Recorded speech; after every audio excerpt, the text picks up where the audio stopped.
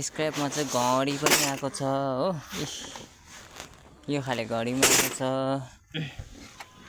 यो खाले घडीहरुमा आएको छ स्क्रैपको, तर स्क्रैपकै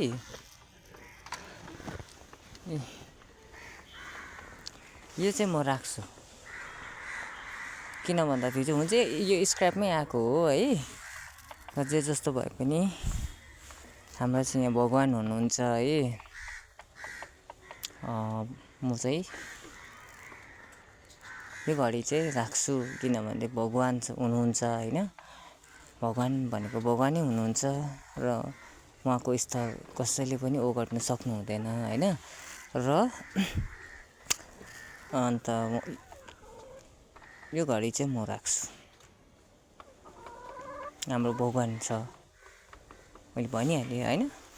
त्यहीमा हेर्नु स्क्रैपमा आएको घडीहरु सबै मिसिनेरी चिजहरुमा आएको छ सबै हो। र हजुरहरुको भाइ ब्याक टु ब्याक गोर्खाली भाइ।